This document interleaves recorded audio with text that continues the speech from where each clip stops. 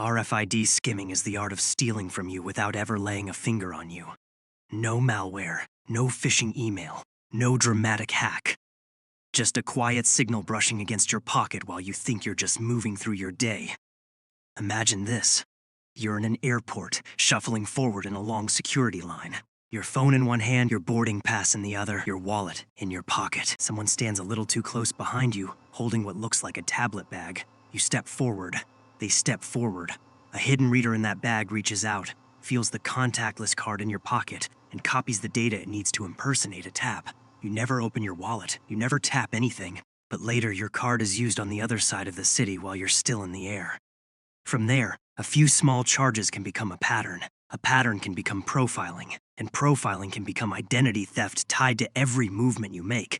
Stay with me, because I'll show you the one card habit that makes people like me absolutely hate targeting you with RFID skimming. How this attack breaks in. RFID skimming is different from other card attacks because it doesn't need your PIN, your signature, or your cooperation.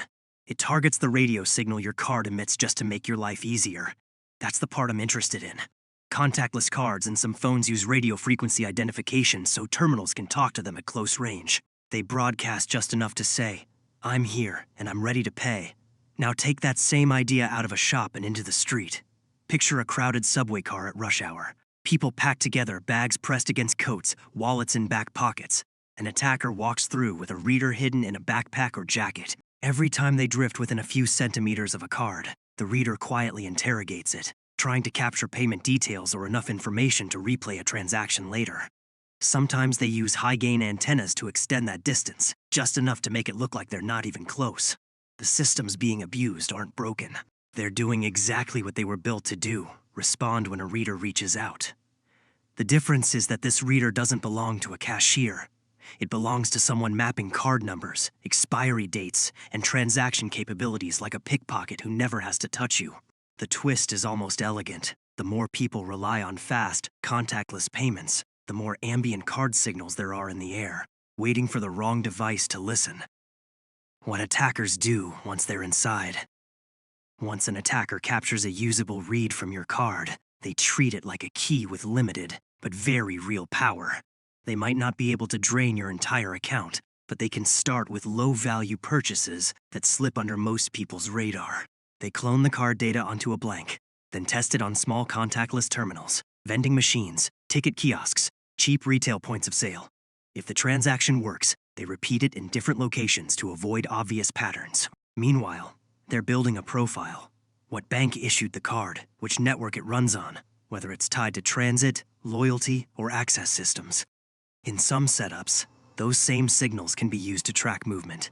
Seeing the same card ID appear at a cafe in the morning, an office building at noon, a station at night. With enough data, they can connect spending behavior to a predictable routine. And this is where the real fun begins for an attacker like me. I don't need to break into your online banking if I can make your card behave like a ghost copy, drifting through places you've never visited, spending in ways you never meant to.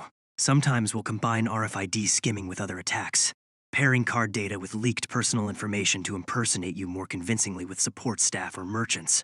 It starts as a contactless tap you never made, and slowly becomes a forged silhouette of your financial life. The signs and how to stop it. RFID skimming rarely announces itself with a huge, terrifying charge. It prefers to hide under the threshold of your attention. You might see a small contactless transaction in your statement from a store you walked past but never entered. A vending machine on a route you don't remember taking. A series of low-value purchases in quick succession, all marked as contactless or card present, even though your card never left your pocket. Sometimes, transit or access cards behave strangely. Failed taps followed by sudden successes in places you don't recognize. And here's the promised reveal. The sign that makes my kind nervous is this. When a card shows one or two unexplained contactless transactions, and then suddenly stops working because you or your bank shut it down fast. That tells me you're watching closely enough to notice the pattern early, to stop RFID skimming before it turns into something worse. You don't need to live in fear. You need to make the signal harder to reach and the damage harder to hide. Use an RFID blocking wallet or sleeve so your cards don't broadcast freely in crowded spaces. Disable contactless on cards you rarely use, especially those tied to high-value accounts. Keep one low-limit card for tap payments in public, and keep your main cards buried where they're harder to scan. Check your statements for tiny, harmless charges and treat them as alarms, not annoyances. And if your bank supports it, enable real-time alerts for every contactless transaction, no matter how small. Attackers who skim RFID signals want one thing: silent proximity. They want you distracted in a queue, squeezed into a train, drifting through a lobby with your guard down and your wallet broadcasting. They want to skim, clone, and spend long before you ever think to check your history.